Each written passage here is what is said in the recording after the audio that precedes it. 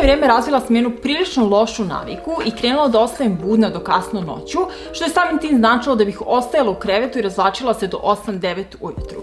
Međutim, kako je u posljednjih nekoliko mjeseci obim posla krenuo da mi se uvećava i mučila sam se da završim sve svoje obaveze na vreme, nivo inspiracije, koncentracije i produktivnosti mi je značajno opao. Shvatila sam da je to u velikoj meri posljedica toga što sam ustajala kasno i nisam imala apsolutno nikakvu disciplinu niti rutinu. Znala sam da ukoliko bih imala jedan period u toku dana koji bih posvetila sebi, svom učenju, usavršavanju, unapređenju nekih svojih vještina, pozitivne promjene u mom životu bile bi neminovne i nije mi trebalo dugo da shvatim da su jutarnji sati zapravo bili jedan od najneproduktivnijih delova mog dana. I zato sam rešila da to promenim i izazvala sam sebe da 30 dana ustajem u 5 ujutru svakog jutra.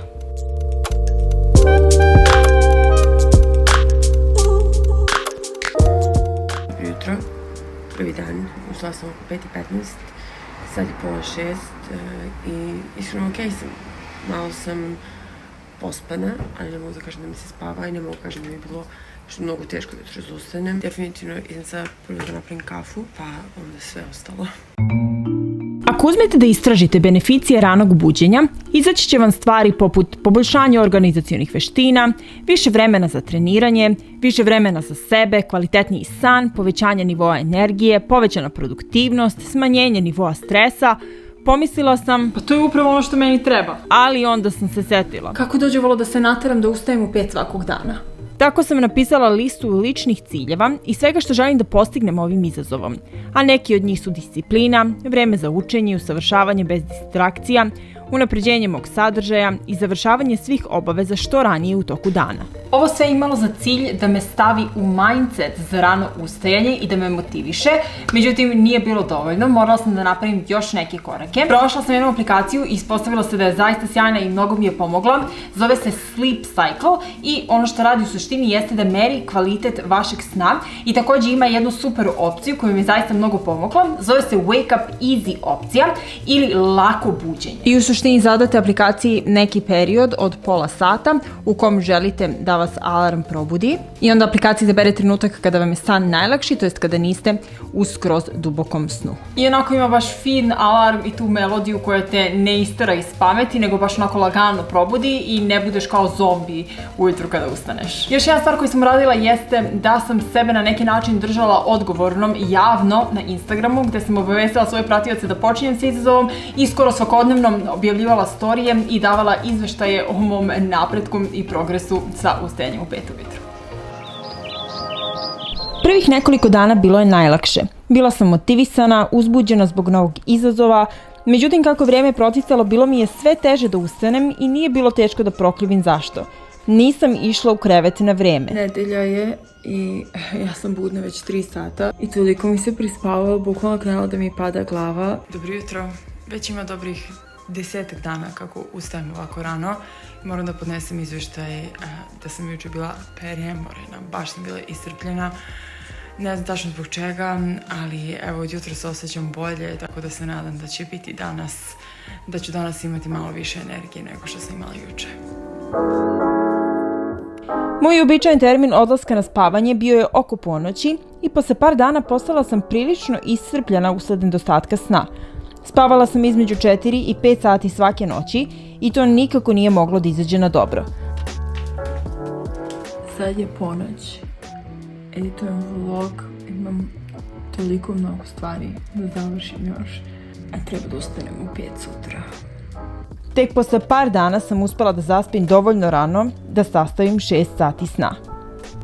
I evo, dogurala sam do nekog 14. 15. dana od kako ustajem u 5. Ljudi, ja sam potpuno iscrpljena. Nervozna sam i prvenstveno nenaspavana, zato što ja ne znam kako dođe vola da se nateram da legnem uveče u 9 ili 10, zato što sve do 8 uveče napolju bude dan. S druge strane, pozitivna stvar jeste što već i u 5 ujutru ponovo bude dan i onda ne bauljam po mraku dok ne svane sunce. Mislim da bi bilo još teže da zapravo se probudim i da je napolju mrkli mrak.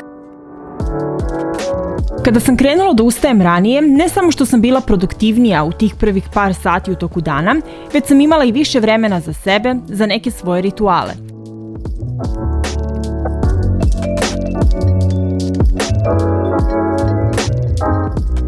Svakog jutra bih popila veliku čašu vode s limunom da mi probudi organizam i razbistri što moram da priznam da sam nekada preskakala iako sam oduvek znala da je dobro za mene. Tih prvih pola sata, sat po ustajanju vlada najveća tišina pa bih iskoristila vreme i za neku spiritualnu vežbu. Još jedna stvar koju sam počela redovnije da radim jesu neki mini kućni beauty tretmani. Masažu lica sam preskakala kao korak u svoj nezi lica, a sad osjećam kao da imam vremena da odvojim tih 5 do 10 minuta i izmasiram lice. Još jedan vrlo značajan korak moje jutarnje rutine, koji sam na neki način dosta upgradeovala u odnosu na ono što sam ranije radila, jeste oralna higijena, konkretno izbeljivanje zuba. Izbeljivanje zuba je uvijek bio nezaobilazan korak u mojoj rutini, jer su beli i sjajni zubi bili imperativ kako za posao koji sam se ranije bavila, tako i za posao kojim se trenutno bavim. Danas sam prestala sa onim metodama koji na invazivan način izbeljuju zube i htjela sam da pronađem neki proizvod koji je bezbedan za korišćenje na svakodnevnoj bazi. I tako mi jedna drugarica preporučila izbeljivanje zuba aktivnim ugljem i proizvod koji se zove Mavox.